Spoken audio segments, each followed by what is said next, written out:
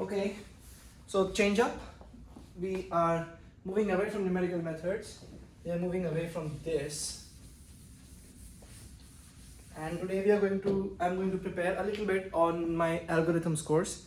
So I'm going to go in a reverse order, though what has been taught most recently. I'm going to go over that first.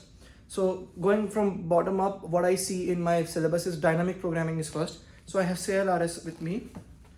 All I'm going to do is, read CLRS dynamic programming. So yeah, just the dynamic programming paradigm in CLRS. So page 323. There's a lot of stuff in this book which I want to study, but they have not taught in class. I really want to study all of this. This is just so cool. Oh man. Let me get my final preparation then, and maybe in my J term, in my winter break, I'll borrow CLRS again and study the higher parts. Okay, so what is dynamic programming?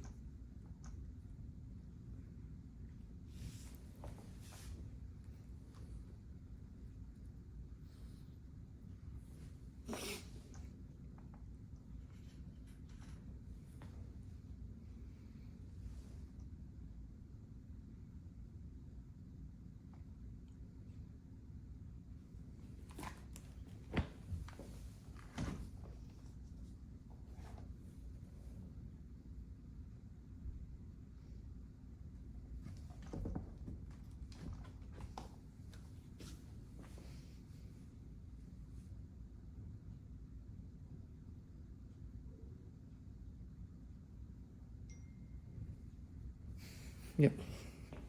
I've got some feedback on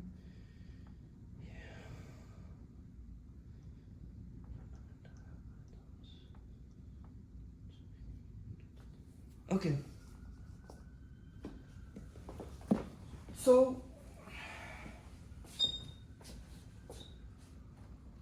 dynamic programming, it is not programming as such. Programming in this context refers to a tabular method. So what happens in dynamic programming is we are going to create a table. We're going to create a table of smaller problems, and what we're gonna do is, see, this is what the development of a dynamic programming algorithm can be broken down into a sequence of 4 steps. Number 1, characterize the structure of an optimal solution. Characterize the structure of an optimal solution.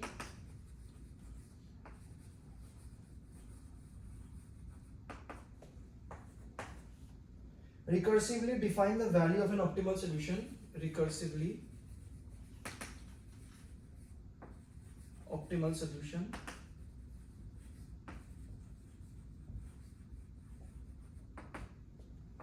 Number 3, compute the value of an optimal solution in a bottom-up fashion. So instead of let me just write the English first. Bottom-up computation.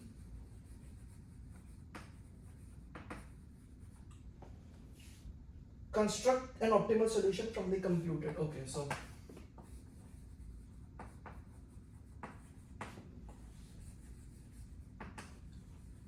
I think number 3 and number 4 are just the way to implement it. The meat of the problem, the meat of the algorithm is just when you think that how to characterize the optimal solution and how to recursively compute the optimal solution.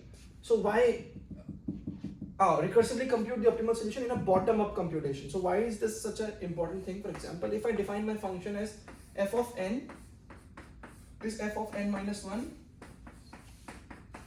plus f of n minus 2, where let's say f of 0 is 0 and f of 1 is 1. Well, this is just a Fibonacci. This is just a characterization of Fibonacci number, right? If I were to just code this up in this manner, what happens if I call f of 10? F of 10 is f of 9 plus f of 8. right? F of 9 is f of 8 plus f of 7, right? Maybe f of 9 is f of 8 plus f of 7, right? Now pay attention to this. F of 8 is just f of 7 plus f of 6, right? And so forth. What is the problem here? The problem is when we are computing f of 9, we computed f of 8 and f of 7. When we are computing f of 8, we recompute f of 7 and f of 6. When we are going to compute f of 7, we compute f of 6 and f of 5. So instead of computing this function again and again, like giving this a call again and again, whenever I compute f of 2, what if I store it in a global table? Let's say f of 2 is computed to be 1. Whenever I compute f of 3, in whichever function, whichever call I compute f of 3, I store it in a global table, and whenever a function asks for my information, I first look in this table. If it's present in the table, only then I will. If it's present in the table, then I don't need to compute that function again because I have the value already with me. If it's not, then I can go on and proceed and compute the value. For example, when computing f of 10, I call the function on 9 and I call the function of 8.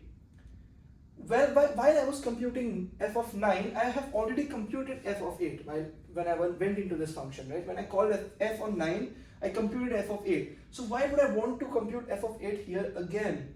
There's no reason to do that. I can just look up in the table. If f of 8 is present, I can call f of 8 and directly, be done like that. So that's the way of doing it. That's the bottom up way of doing it. For example, do the smallest numbers first and then bring it together into the larger. So that's the bottom up computation, and from that we can construct the optimal. That's essentially dynamic programming. It's just essentially computing smaller problems, but then all of these problems have some recursive definition.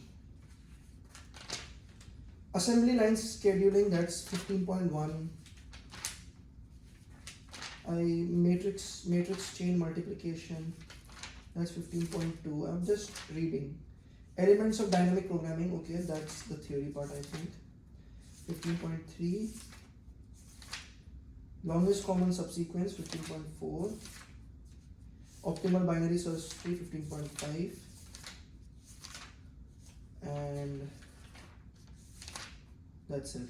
Okay, so this chapter is all about examples and understanding these examples. So okay, yeah, I'm gonna skip 15.1 and I'm gonna go to matrix chain multiplication. 15.1 is assembly line scheduling, that can be done. I want to look at this problem. Our next example of dynamic programming is an algorithm that solves the problem of matrix chain multiplication. We are given a sequence chain of n matrices to be multiplied and we wish to compute the product. Okay, so A1, A2, A3, A4 up to AN matrices are given, and we wish to compute the product. We can evaluate the expression 5, 10 using the standard algorithm for multiplying matrices as a subroutine. Once we parenthesize it to resolve all ambiguities and all the matrices multiply together. The product of matrices is fully parenthesized if it's either a single matrix or a product of two parenthesized matrix products surrounded by parentheses. Matrix multiplication is associative, so all the parentheses yield the same product. Right?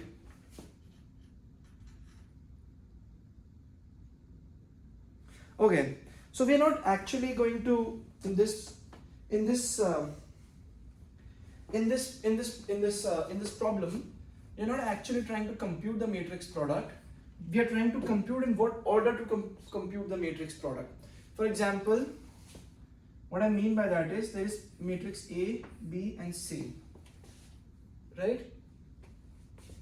There are two distinct ways I could solve this matrix product. I first do A, B, and then I do C, or I first do B, C, and then I do A. For example, all I want to do is put parentheses appropriately, and you can see, for example, A and B are, let's say, 1000 by 1000 by 1000 matrix, and this is just a 1000 by 1 matrix, just a column vector, and these both are extremely dense 1000 by 1000 matrices, okay, from numerical methods. Doing A, B will take me n cube and n cube in 1000. So it will take me 1000 cube operations, and then doing 1000 cube and then doing a 1000 by 1000 times c is going to take me 1000 square operations, right? However, doing BC is 1000 square, and doing this column vector to A is again 1000 square. Like both are n square products, both are n square operations, you know. Matrix vector product is n square, but matrix is n cube. So it's obviously clear to us that if we first do a BC and then we first do an AB. Well, how will we know that? How will an algorithm know that? How would one solve for this problem? So yeah, that's the idea. That's what we are trying to do. We are trying to parenthesize we just given a string of matrices A1, A2 up to AN. We just want to put parentheses appropriately, which give us the best possible solution of the least cost, whatever will be the least cost of multiplying this n matrices, okay? So matrix multiplication problem can be stated as follows. Given a chain of n matrices where I equals to 1 to n, matrix AI has dimension pi minus 1 cross pi, okay? Matrix AI, let me write it in proper terms, proper mathematical.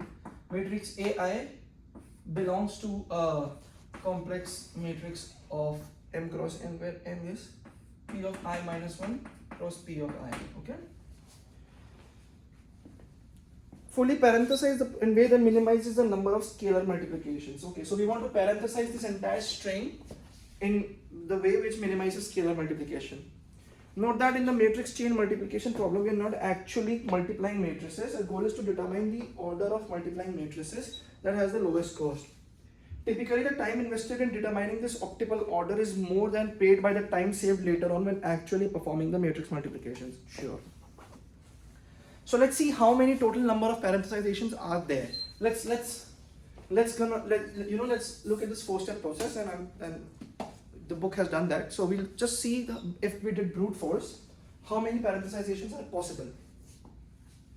Before solving the matrix chain multiplication by dynamic programming, let us convince ourselves that exhaustively seeking all possible parenthesizations does not yield an efficient algorithm. I mean, doing a brute force attack on this might not be the greatest. Let's see why. Let denote the number of alternative parenthesizations of a sequence of n matrices by Pn. When n equals to 1, there is just one matrix, and therefore only one way to fully parenthesize the matrix product. Okay, for n equals to 1, there is just 1. For n equals to higher than 1,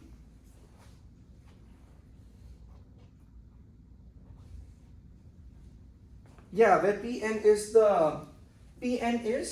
let me write this, yeah, n equals to 1, P of n equals to 1, where P of n is given n numbers, n matrices, how many parenthesizations are possible, okay? Yeah, so for n greater than equal to 2, we can split our n matrices into 2 parenthesizations. Let's say A1 up to AP, then AP plus 1 up to AN. And this is like the outermost parentheses possible, right? This is the outermost parenthesis in this entire operation. So this is equal to, so how many parenthesizations are possible in this? The number of parenthesizations of this bracket multiplied by the number of parenthesizations in this bracket. Y multiplied. For example, a choice for, if I fix one parenthesization here, I can do all of my numbers here. So yeah, this is correct. This becomes P of P times P of n minus P. That's all.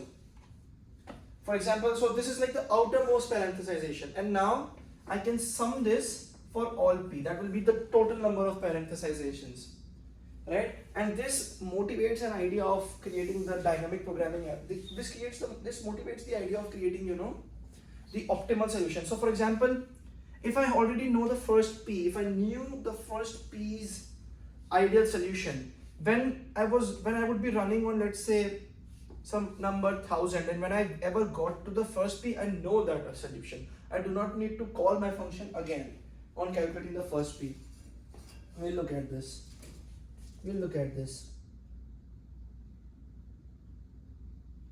So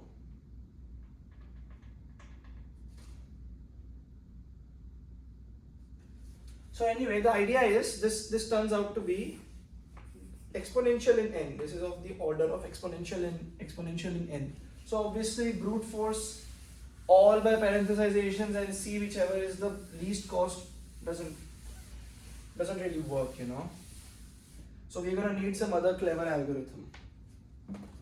So now step 1, characterization of the optimal solution. Characterize the structure of the optimal parenthesization. Okay, the first step in dynamic programming paradigm is to find the optimal substructure and use it to construct an optimal solution to the problem for optimal solutions to subproblems. Okay, for the matrix chain multiplication problem, we can perform this step as follows. For convenience, let us adopt the notation Aij for the matrix one resulting in the product.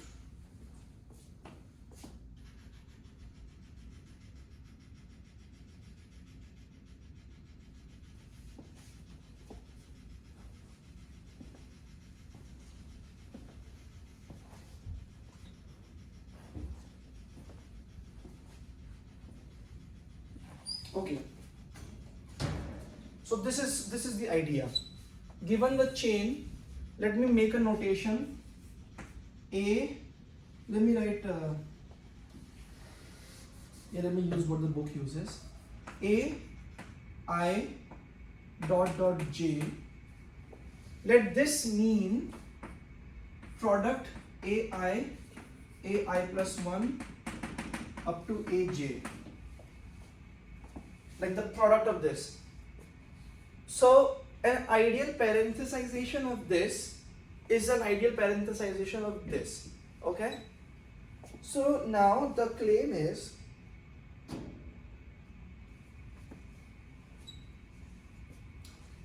any parenthesization of this problem will split it into two halves, from I to k, then k plus 1 into j, right? That's how we calculated, that's how we motivated this idea. So a parenthesization will cut it into two halves. Now if I find the ideal parenthesization of this and an ideal parenthesization of this, and I multiply them both together, that will be the ideal parenthesization. Now, so I think this question becomes this: A I up to j is equals to minimum over all k, where k is less than equal to I and less than equal to j. K is greater than equal to I, less than equal to j. A I dot k, a k plus 1 dot j. Can you convince of yourselves of this? For example, all I do is I look at the string I to j, I split it in two, and I see what's the ideal parenthesization of that split, and I see for I'm varying this split across the entire range of this thing. Obviously my correct answer lies in a1 dot n. This is what I'm looking for. And how will, let's see, if I were to run this program in this manner, if I were to code this directly, if I were to code this structure directly and put it in a very naive function programming, how would I write it? How would this program go? A of 1 dot n is minimum of a1 to k and a k plus 1 to n. So which is like, find the minimum of a1, just a1, then a2 to an. Find this and then find the minimum if a1 to a3 to an, then a13, a4 to an, right? Now this is where the dynamic programming thing comes.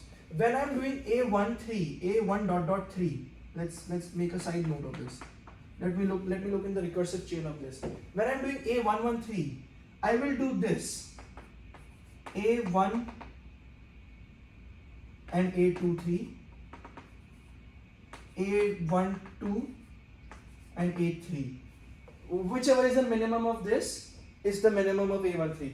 Now look at this. When I'm doing A13, I have calculated the minimum of A12, and I have already used I'm using A12 here. That means I'm doing repeated computation, right? So if I could store A12 in a table, when I'm doing A13, I could just reuse that number beforehand.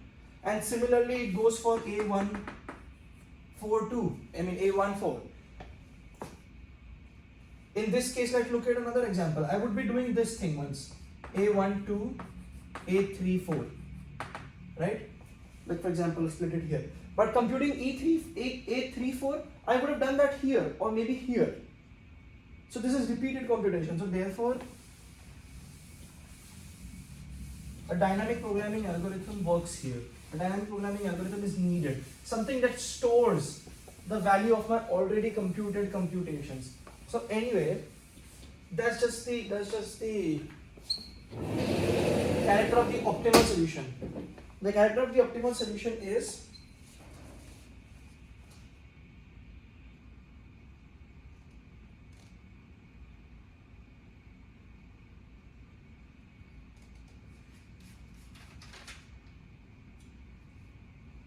right. Let me read this paragraph. This is a very nice paragraph. I know I'm not that articulate, but CLRS is. So the optimal substructure of this problem is as follows. Suppose that an optimal parenthesization of ai plus 1 up to aj, the optimal parenthesization of this splits the product between ak and ak plus 1. For example, ai plus 1, ak, then ak plus 1, aj. For example, the ideal parenthesization splits it here. Then the parenthesization of the prefix subchain, which is this one, the left hand side, the parenthesization of this subchain within this optimal parenthesization must be the optimal parenthesization of ai to ak. Why? If there was an even cheaper way to parenthesize this, if there was a less costly way to parenthesize ai plus 1 up to ak, substituting that parenthesization in the optimal parenthesization of ai to aj would produce another parenthesization of ai to aj whose cost was lower than the optimum, a contradiction. So a similar observation holds for a parenthesization of the subchain ak plus 1 to aj in the optimal parenthesization of ai to aj. So it must be an optimal. So this is what the characterization of the optimal solution is. This: if I choose I and j from ai to aj, and let's say a magical function from aliens told me that the optimal one should split it at k. So what I can do as an earthling is comment that ai to ak will be the optimal for ai to ak, and ak plus 1 to aj will be optimal for this. Because if this was not the optimal solution, I could have put a cheaper one here and I would have got something that's less than the optimal, therefore a contradiction. So this must be the optimal for ai to ak, and this must be the optimal. So this is what happens. ai to j is the optimal for ai to k plus the optimal for ak plus 1 to j. The optimal for ai to j is optimal from ai to k and optimal from k plus 1 to j. Well, for this I need to know what k is. What is k, brother? How do you know k? Well, if you don't know k, then just vary k across the entire, from I plus 1 go all the way to j. That's it. Vary k across the entire spectrum and see whichever one is the minimum, that should be the minimum from I to j. That's just the idea, vary k linearly and you will have your answer. That's it. That's it.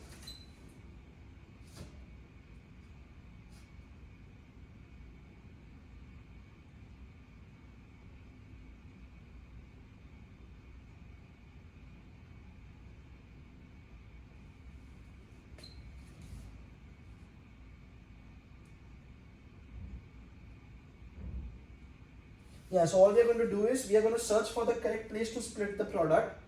We have considered all places so that we are sure of having examined the optimal. That's what we are doing. We are going to search for all k. We are going to split everywhere. So for every I and j, we are going to run this thing j minus 1 times. Okay. So the recursive next thing is recursively optimal solution.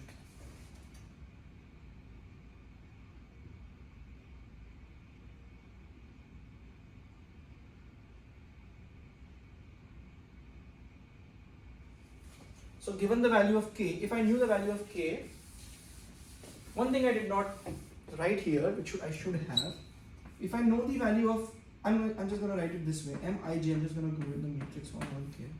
Mij is mi to k, right, plus m of k plus 1 to j plus pi minus 1 pk pj. Well, this is the ideal parenthesization from I to k. This is the ideal parenthesization from k plus 1 to j, and this is the cost of multiplying the a1 to k with the k to j, right? So multiplying a matrix of from ai to ak, what's the product of this? What is the size of this matrix? It will be the rows of this, which is pi minus 1. Oh, never mind. And the columns of this, which will be pk. And similarly, from k plus 1 to j to aj, the rows of this will be pk and pj. So just multiplying this will be pij, pk, pj. Pi minus 1, pk, pj. That's it. Pi minus 1, pk, pj. So that's just the product of multiple. That's just the cost. That's just the scalar cost of multiplying these two matrices. So that's it. Now in this, all we do not know is the value of k. Like, what is the ideal value of k? Well, we don't care. We do care. To find the value of k, what we can do is search for all k between I and j. And that will help me find the optimal one. That's it. So my idea of doing a dynamic programming, my idea of dynamic programming algorithm is write a function, write a recursive function, find an optimal solution, and do it in a mathematical way. Write the function which will always be true. Write the recursive function. Just forget about making it a dynamic programming algorithm. Just focus on how you would implement it in the most naive way. Just write a recursive function and write it that way. And now we can move up, bottom up. That can be done by ourselves. Let's look at another problem.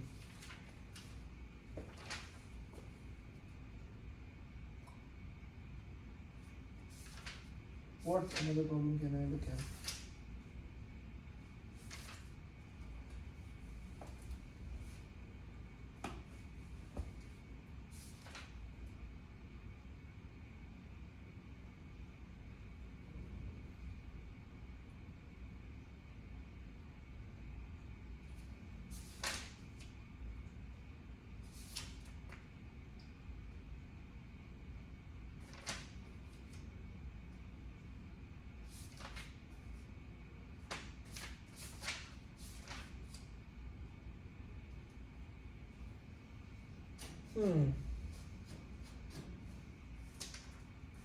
Okay.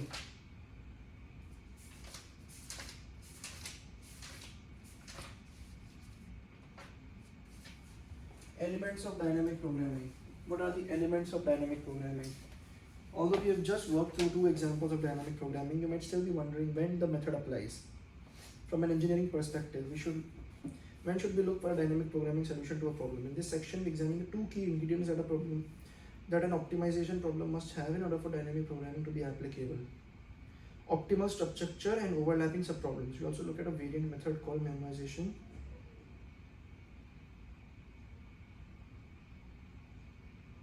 For taking advantage of the optimal overlapping subproblems properly.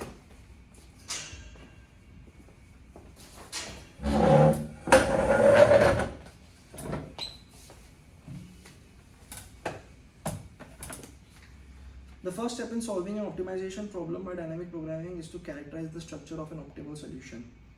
Recall that a problem exhibits optimal substructure if an optimal solution to the problem contains within it the optimal solutions to subproblem. Optimal substructure.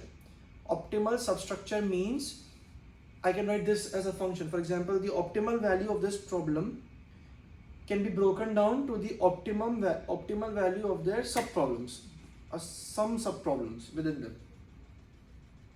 Whenever a problem exhibits optimal substructure, it's a good clue that dynamic programming might apply. So the first thing is to find, if I'm able to find an optimal subproblem way of characterizing this problem, I can apply dynamic programming. Yeah.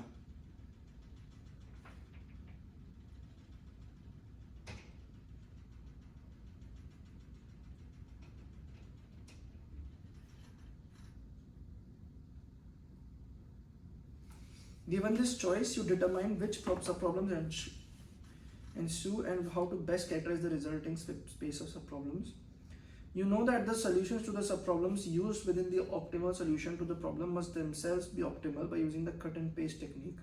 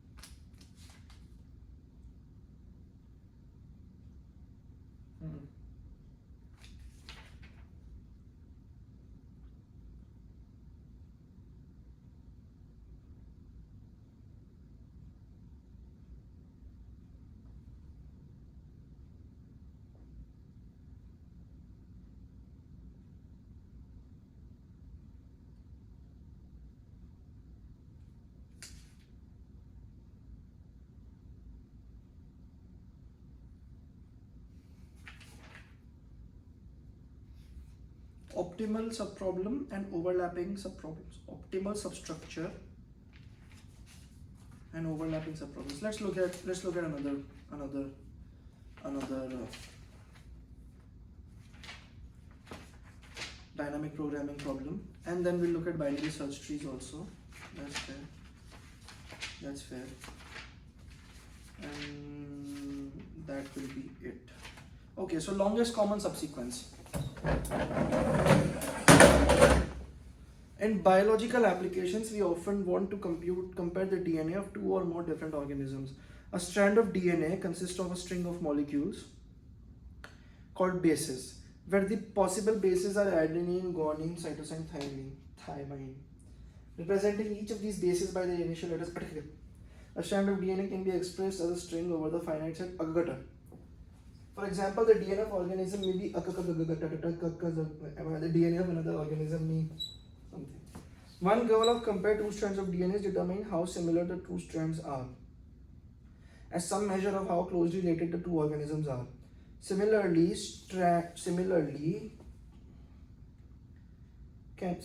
can be and is defined in many different ways. For example, we can say two DNA strands are similar to one substring or another. In our example, neither S1 nor S2 is a substring of the other. Alternatively, we could say that the two strands are similar if the number of changes needed to turn one into the other is small. Yet, another way to measure the similarity is by finding a third strand in which the basis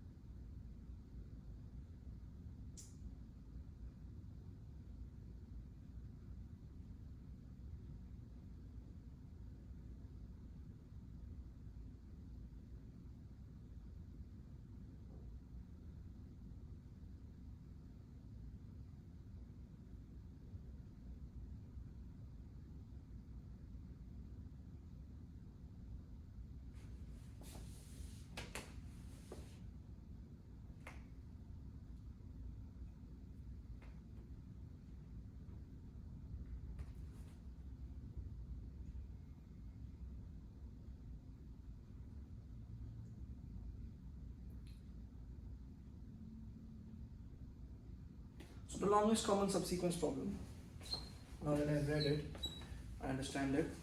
The longest common subsequence problem is given two strings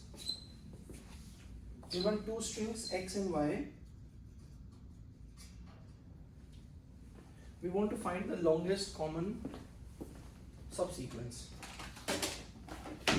in these two strings, let's say. Okay, so this is the idea. Let me give some examples.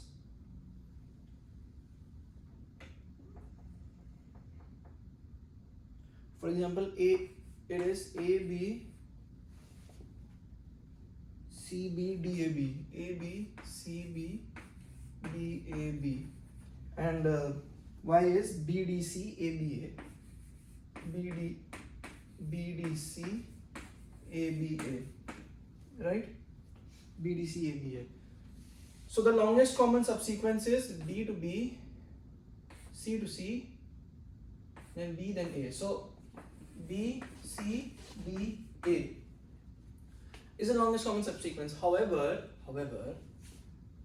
B, D, A, B, D, A, B is also a subsequence. For example, B, D, A, B is also a subsequence. What else? What else can be a subsequence? A subsequence can be DAB. For example, DAB is also a subsequence. What we want to find is the longest common subsequence. Longest common subsequence. It may not be consecutive, right? It may not be consecutive. What it needs to be is just that the order in this string is preserved and the order in this string is preserved, and one-to-one matching is there for all strings, right? There's just an order, and the order of both the strings is preserved. The order of both the strings is preserved, and whatever comes up, whatever is matched is exactly matched. They may not be continuous, okay? It's just a increasing set of indices where they are matched.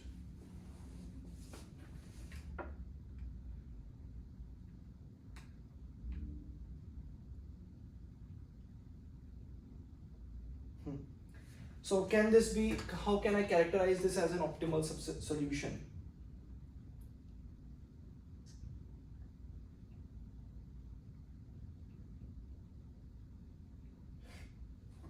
How can I characterize this as an optimal solution? Let me use my string notation, okay?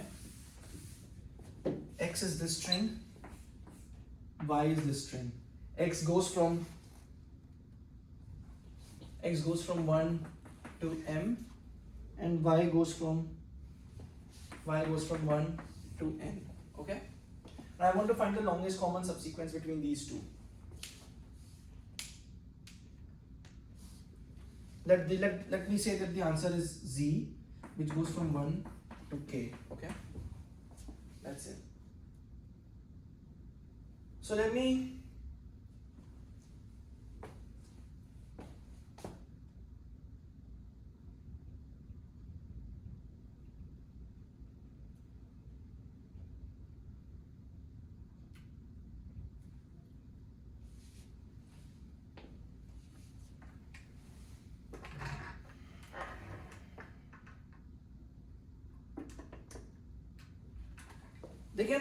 there can be two ways to, let me write a function in such a manner. Like I said, I'm going to write a function. I'm trying to characterize. Let me write a function f, which takes the first I elements of x and matches it to the first j elements of y. Tries to find the longest common subsequence between the first I elements of x and the first j elements of y. So let me write this as, okay, this is my string x. This is the first I elements of x. And this is the first j elements of my y. Okay?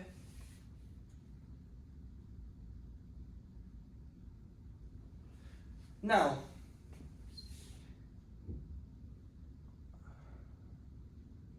there can be There can be cases. Let me write first case. Case 1. If these two match, that means these two match, that means these both are part of my subsequence. So what I need to do is, if xi equal yj, then what I'm assuming is that this is a part of my longest common subsequence, like these two are matched 1 to 1, and they're added on top of whatever is the longest common subsequence of this, whatever is f of I minus 1 and j minus 1. This is my first case. Like if these two match, I match them and I omit them, and whatever is the whatever is the ideal solution of the remaining I minus 1 j minus 1, I just add these on top of that, right? What is my second case? My second case is these both don't match. In that case, what I can do is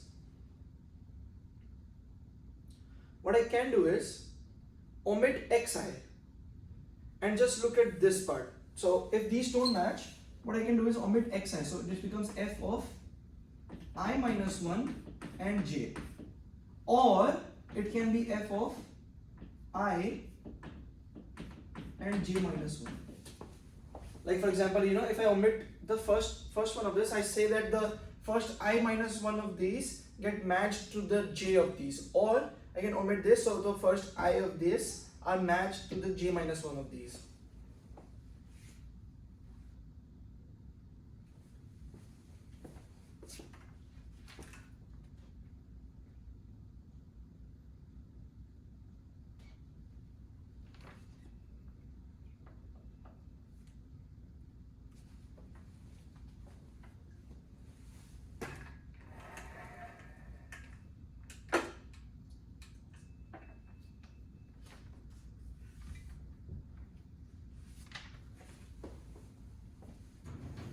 These are the only cases in this longest common subsequence.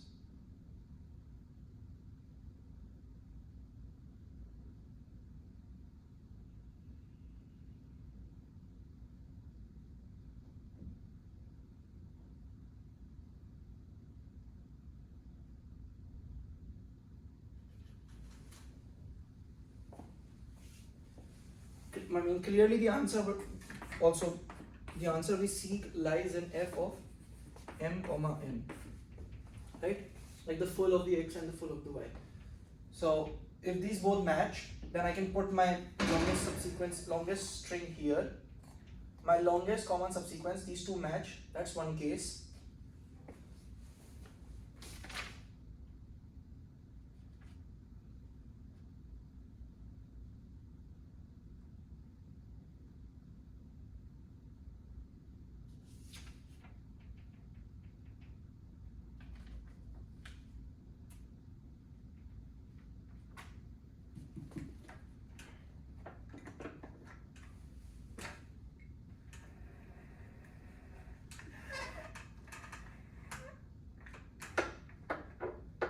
Okay. Longest common subsequence.